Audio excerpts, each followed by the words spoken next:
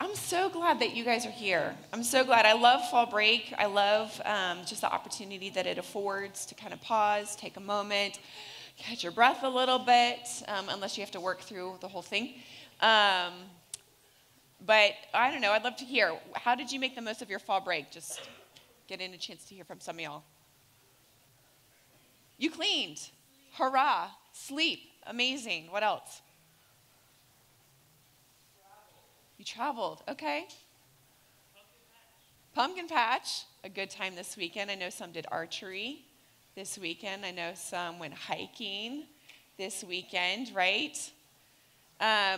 We went to the soccer game on Friday night and had a wonderful time. We saw Hadley sitting in the stands just right next to us. My girls were like, "Mom, there's Hadley." And so just got to enjoy the second half with her. So Hadley, thanks for just joining my family. It's always good. My name is Kristal, and I'm one of the pastors here at NLCF. If I haven't had a chance to meet you yet, I know that there are some new faces here, and so just wanted to extend my welcome.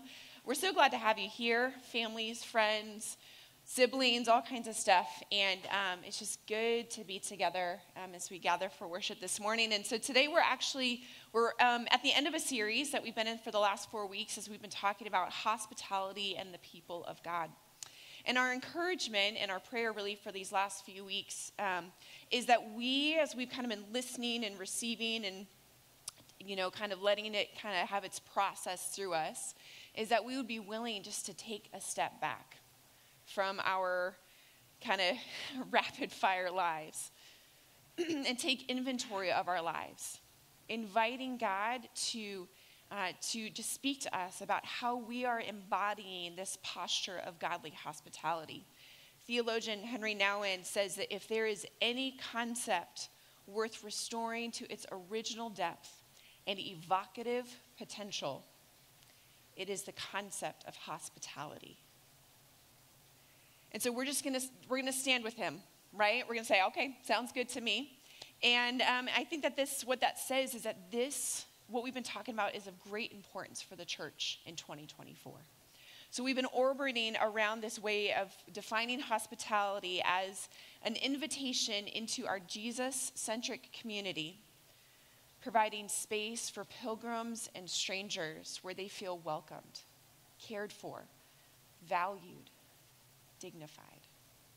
Space is made to encounter and be loved by Jesus in a transformative way. And I've been hearing many of you talking about what we've been studying over these Sundays, right? Reflecting on your own life. So good job about that. Like our prayer, y'all have been doing it. Observing who is around you, shifting your rhythms and your schedules in order to make space. And I'm just going to say I'm right there with you. I've been thinking a lot these last few weeks about how my life reflects godly hospitality, so much so that I joined a dance class, which I don't have a picture of. I joined a dance class at my kids' studio this week, and so I'm really excited about that. But what we've been doing is we've just been putting ourselves out there, right? Out there just to see what the Lord might have in store, being willing just to see how he might move in and around us when we are willing to step into where he's already at work. And so I hope that we've come to understand that our hospitality, particularly as the people of God, and as we join him in bringing heaven to earth, is a primary vehicle through which he works in the world. A primary vehicle through which he works in the world, because our participation, my friends, makes all the difference. So would you pray with me as we jump in? God, we thank you for this morning. Lord, I thank you for even this prayer that we prayed before our time of just connecting with one another. These words offered as we will feast. God, we look ahead with anticipation. God, we pray that you would shape our hearts and mold us now as we seek to embody this, as we seek to participate in the feast, welcome others to the feast, bring the feast to those who are hungry. So, Lord, would you continue to teach us and have your way? Amen. So we've been using this table imagery for the last 4 weeks, right? Alluding to the work that we attend to on a deeper level, not just the physical preparation of making space as the host, or preparing how we might be participating and showing that the kingdom of God has come near to you when we're the guest. But my question is for us this morning is, are we meant to remain as either for all of time? Today we're going to be talking about a wedding, the Mandorla, I'm going to go this side, and Ukrainian orphanage, as we explore the unique posture of lifelong hospitality. And so let's go ahead and open our Bibles to John chapter 2, starting in verse 1. If you don't have a Bible, it'll be up here on the screen. John 2, chapter 1, it says that on the third day, a wedding took place in Cana in Galilee, and Jesus' mother was there, and Jesus and his disciples had also been invited to the wedding. When the wine was gone, Jesus' mother said to him, "They've got no more wine." Excuse me. And Jesus says, "Woman, why do you involve me? My hour has not yet come." His mother, I'm going to have to get my water. So sorry about this.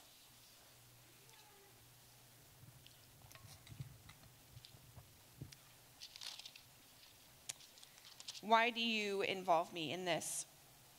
His mother said to the servants, "Do whatever he tells you." Nearby stood 6 stone water jars, the kind used by the Jews for ceremonial washing, and each holding from 20 to 30 gallons. And Jesus said to the servants, "Fill the jars with water." And so they filled them to the brim. And then he told them, "Now draw some out and take it to the master of the banquet." They did so, and the master of the banquet tasted the water that had been turned into wine. He did not recognize where it had come from, though the servants who had drawn the water knew. Then he called the bridegroom aside and said, "Everyone brings out the choice wine first, and then when the cheaper wine, after everybody has had too much to drink, but you have saved the best until now." What Jesus did there in Cana of Galilee was the first of the signs through which he revealed his glory, and his disciples believed in him. And so we're going to be talking about kind of this move, this ebb and flow between this guest and host sort of posture. And so here we see Jesus as the example for us. He is our model in most things, in all things I would suggest. But here, how do we enter in as guests, right? First of all, what we can see is that Jesus is invited. He's invited. Other times we see that Jesus kind of invites himself. Other times we see Jesus hanging out with people and it's just a matter of they're just there. But we see here it's noted that Jesus is invited. What that means is that he, his family, his disciples, they lived closely enough to the wedding host or the groom or the bride in order to be invited in. And so what we see him do is he humbly steps into a moment, though hesitant based on the timeline, right? And he aided the host of the party. He entered into a way of creating space that the stranger would feel valued and cared for, that the host, the bridegroom, would feel cared for. Think of what would have happened if the wine had just completely run dry. That would have been a disgrace. Now the bridegroom is cared for. Jesus doesn't all of a sudden just lash out and say, like, this isn't the way a party's supposed to be. There's supposed to be wine just flowing endlessly. I'm going to take over. I'm going to host this thing like we're going to do it right. He doesn't do that, but instead he evokes humility and he becomes like the host in the way that we've been talking about for the last several weeks, right? Stepping into opportunity to provide for others. He shifts from purely being the guest into hosting because he saw that there was a need that the host wasn't able to provide for. Okay?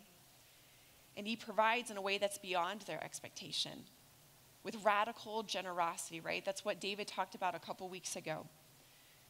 Jesus wasn't intending or seeking to be impressive or to upstage the groom.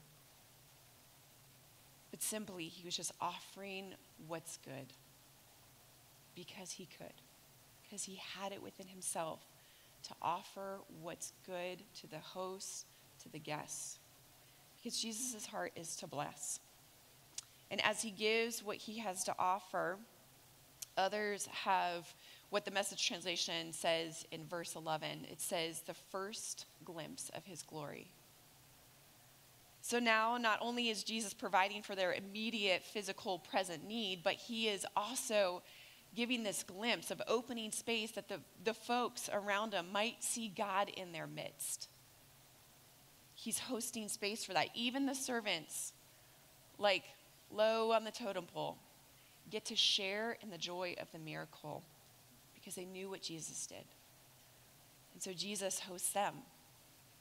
He creates space that offers the servants dignity and value, that they might encounter Jesus in a transformative way.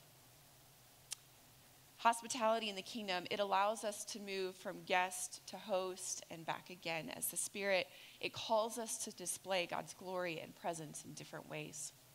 And so we're going to shift gears here for a moment, and I want you to join me now in Acts chapter 16 as we look at when the host becomes the guest.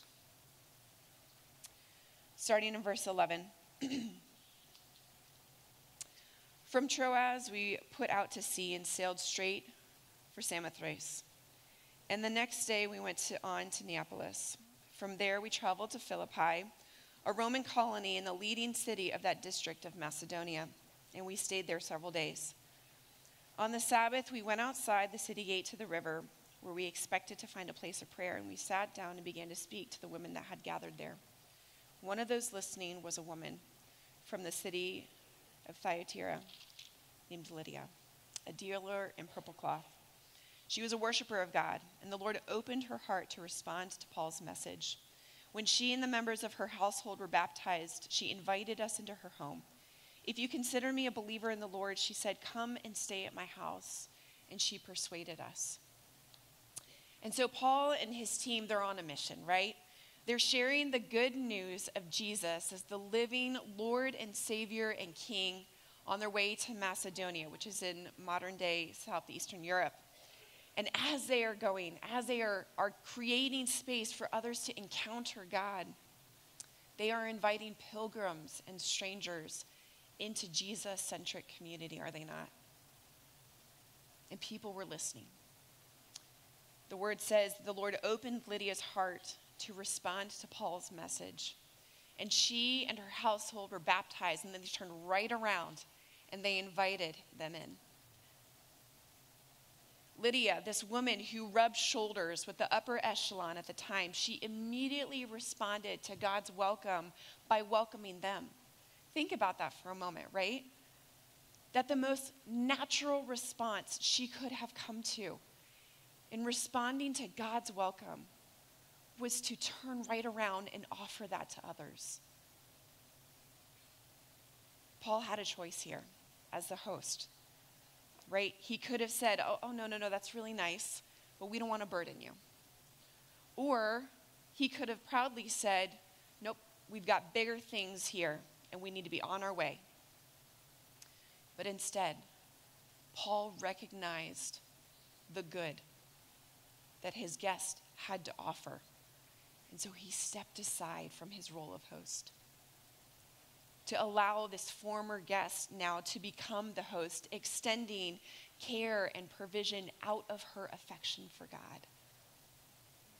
So I'd like for us to think for a moment to revisit where Steve led us off last week, right? At the end, as he was talking about our role as the guest, he offered some questions for us to be thinking about. And so I want us to revisit that for a moment, to truly ask us, because I think it's poignant, how are we doing? How are we doing at living life closely with others outside of our natural relational sphere? How's that going? Whether it's at the grocery store, whether it's in your dorm, whether it's at work, whether it's within your family. How are you doing at living life closely with those who are outside of your natural relational sphere? Do you guys get what I'm saying? Malaysian American theologian Amos Young, he speaks to this idea of hospitality as the people of God. He says that incarnational hospitality, and by that he means, the hospitality that we extend as part of demonstrating God's heart for the world, right, as the Spirit lives in us. So incarnational hospitality is more about being guests. That we are guests to what the Spirit has planned for and laid out in the world. Okay? Incarnational hospitality challenges us to not be in charge. It challenges us to go. We talked about that. It challenges us, to go in ways that make others feel comfortable about inviting us, about hosting us. So I want to invite us here for a moment just to kind of reflect. So feel free to close your eyes. I'm going to ask a couple questions and just sort of pause after each one to let whatever needs to bubble to the surface. Maybe it's a gut reaction. Maybe it's like a head like, ooh, yeah, I needed to hear that. This way we're not looking around seeing who's reacting to this question. So feel free to close your eyes for a moment.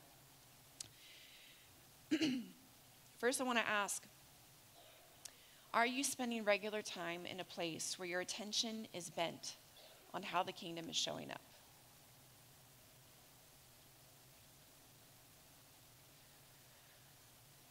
Are you giving credibility to others' value and dignity as a child of God? Are you listening? Are you willing to share your actual need and also willing to let someone meet you with care for that need? Are you available? Not appearing so busy, leaving others to assume that you wouldn't have time to accept an invitation.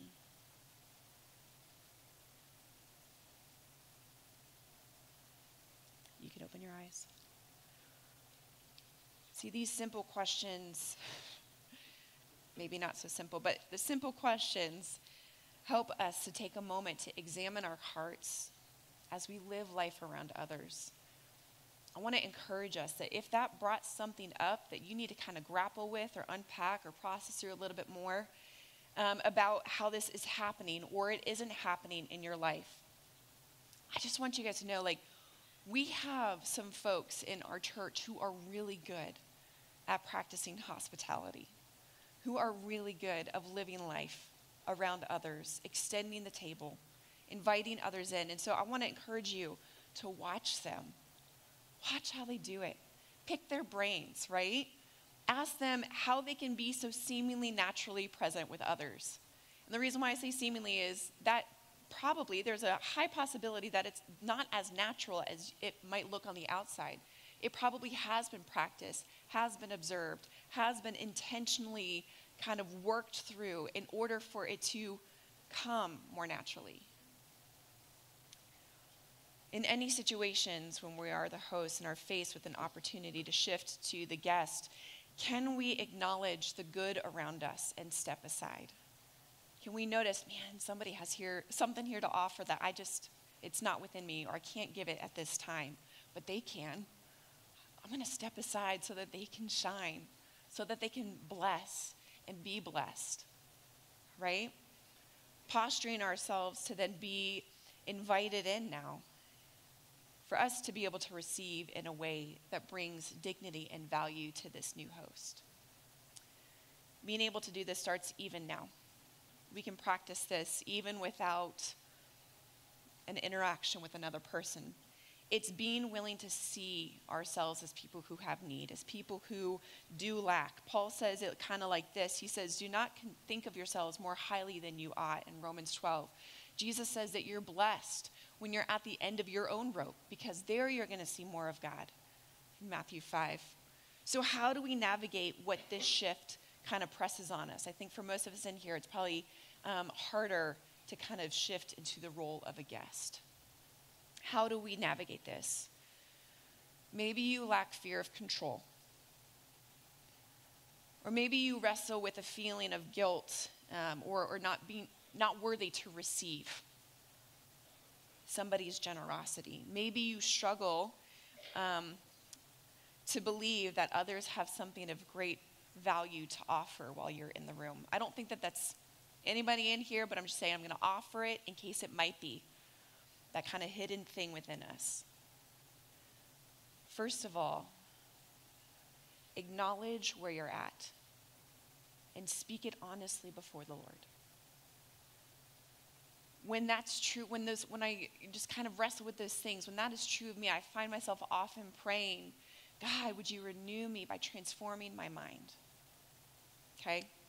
Or perhaps, maybe you find yourself in a different situation. Maybe you're one of those who's really able to just revel in the delight of the good that somebody is offering. Lean into that, right? Encourage and affirm the good that somebody has to offer. Too often we admire silently. So let your celebration of what someone else brings be loud and regular, okay? Paul was persuaded by Lydia, and her faith and her hospitality have been an example to God's people for thousands of years. And so these last few weeks, we've been talking a lot about our kind of way of preparing, of how we show up to the party, depending on whether we're the host for that time or one of the guests. But let's just put ourselves back at that dinner party, right, from week one. And suffice it to say, after 28 days, we've kind of been hanging out at this table for a while, right? 28 days is a long time just to be sitting at the table. But the conversation is going at this point. We've moved past the small talk. Hosts and guests now are comfortably commingling, interacting with one another, and folks are sharing the joys and the struggles of their lives. And so you know that in a Venn diagram, right, where you have that middle part, that little almond shape, that little bit of mix that you get where the overlap of each of the individual parts make a bit of something unique to the situation? Well, that space is called the Mandorla. And that word is actually not significant for our purposes today, other than to give you a little bit of trivia. Maybe you could use it down the road a little bit. But it has a really cool history in Christian iconography. Mandorla, if you want to look it up. We won't go into it tonight. Today. Trivia night, people? Just kidding. But this intersection, right? The space of the in-between, the Mandorla, is the space that is shared when guest and host come together. These roles aren't exclusive. That's what we see here. We don't just stay as the host or we stay as the guest. And why is that? Because our God is not one-dimensional. He invites us to join him however he desires to move. The Spirit is always moving. And so when we enter into this space of hospitality as the people of God, we must realize that we're not entering on our agenda for that time, but we're entering in on God's agenda. This means that our roles were never meant to be concrete, that one is always fixed as the host while another is always fixed as the guest. Remember how we talked about the people of God being apostolic, right? A sent people. That means that our role is that as we go, we are to take inventory of that place in order to discern what's needed. So we seek to discern what's needed, and then we enter in to fill in the gaps. We're a flexible people because we're a sent people. It's not about bringing the same thing in of ourselves time and again, but it's about bringing in the presence of God to a space and a place. And that doesn't look the same every time. I want to share a little bit about an experience that maybe is a shared experience some of us might have had in here, but we have a church that we're partnered with in Kyiv, Ukraine. And if anybody has ever been on like a missions trip, going somewhere overseas, different city, town, right? Hurricane relief, Memphis, yes, excellent. Typically, when you've gone on a mission trip, right, there's been preparation done, right? Whether it's you're gathering resources in order to take with you, or you're just kind of trying to get a lay of the land. What am I anticipating to step into? How can I be sensitive to that?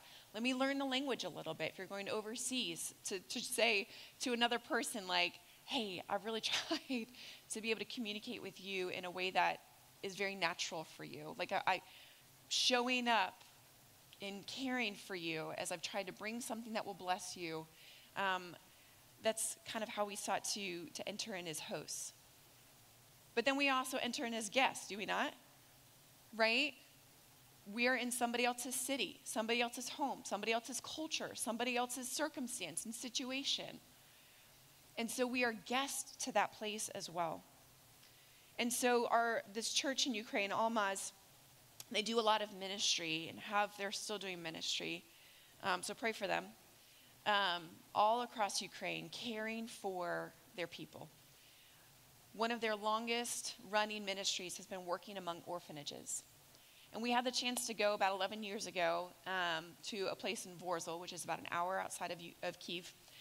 And the women, while we were there, we just had a chance to play with these kids for 2 weeks. There's a small staff of nurses, many, many children who, these nurses are incredible, just trying to attend to the needs of every single one of these kids. And so as we enter in, we're trying to care for them.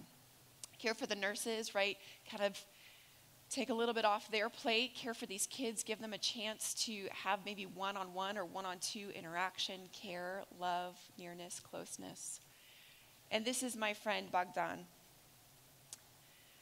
He was about 3 here in this picture, and his name means gift of God. Bogdan. And so we entered in, our team, to bring care for these kids and for the nurses. What we received, and as a 3-year-old, you don't really know that you have much to offer, right? But being in the presence of Bogdan, being in the presence of Masha and so many of these other kids, served us, blessed us, reminded us, taught us that we have permission and there is goodness of being present in the moment, right? That there is joy in circumstances even when they're not ideal, even when they're hard. Just look at the joy on this kid's face. I couldn't put him down. It's like we would get there for the day and I'm like, where's Bogdan? Because I just, his love is contagious. His joy is contagious. And as an adult, I could have said, no, I'm here for you. But I saw so much goodness in this sweet spirit, this sweet child, just to be able to step aside and say, shine. Let God minister through you. And so on God's agenda, we hold our part loosely, okay? With open hands, listening to the Spirit, allowing Him to shift us, move us, right? And so when we're freed up to just ebb and flow between the host and the guest, guess what? We also allow others the opportunity to do the same. God in His nature, God is host, right? He has established us among His creation. He's invited us into fullness in His presence, in relationship with Him. And He's invited us to host Him through His Spirit. God Himself, He embodies hospitality as both the host and the guest. And we are created in His image. I know that we know that. We've heard that before. But this parallel of God being both and we are created in His image, that our being flexible, what that does is it allows everybody, including ourselves, but everybody, the chance to live in their whole identity as an image bearer of Christ. This is what was going on in the early church in Acts 2, verses 44 and 47. And I won't read it here this morning. We've read it. I feel like we read it quite a lot. But, right, everybody's coming to the table. They're breaking bread. They're praying together. They're worshiping together. Everybody's bringing what they have to offer. And when they leave, everybody is leaving with what they need. It is this incredible picture of discerning a shift in our roles, meaning that we see where there is need and we enter into fill in the gaps, right? The early church allowed themselves, and I want us to hear that when they allowed themselves, that they were willing. They were willing to be in a place of give and take over time, and they kept doing it. And they were glad about it. And they kept doing it as more and more people were a part of it. They invited new folks in just as well as they kept hanging out with the OGs. And the more that we practice this, it becomes a part of the DNA of the culture that we're creating. And so, humility is a huge part of how we do this, how we respond to the ebb and flow. It gives us flexibility to move beyond the role of a guest and a host with fluidity and sensitivity, because it empties us of our own agendas and allows us to make those kind of, for some of us in here, maybe for somebody else not, but just initially uncomfortable steps in order to make others feel welcome. And it comes with an acknowledgement that God is at work in our midst. Ultimately, being Spirit-filled, right, as we host the Spirit, isn't a posture of being in charge. But it's open to surprise. It's open to the other on the other's term. And then what the Spirit does is he helps work in us in order to be in alignment with how God is moving. So I'll wrap up here. Hospitality as the people of God means that as a sent people, we demonstrate the Father's heart. I want to invite us to get familiar with what that feels like, with what it sounds like and looks like by cultivating your relationship with him. The host creates space intentionally, generously, with care and consideration of their guests and what they might need. The guest seeks to illuminate how the kingdom of God has come near, even being a people that welcome the other guests. That if the cross of Christ is the lens by which we view the world around us, then hospitality is the posture that we can use to actively navigate and interact with that same world. Hospitality invites us to consider the role that we're playing in any given space, and it calls us to, with intentionality, to bring in the peace of Christ wherever we go.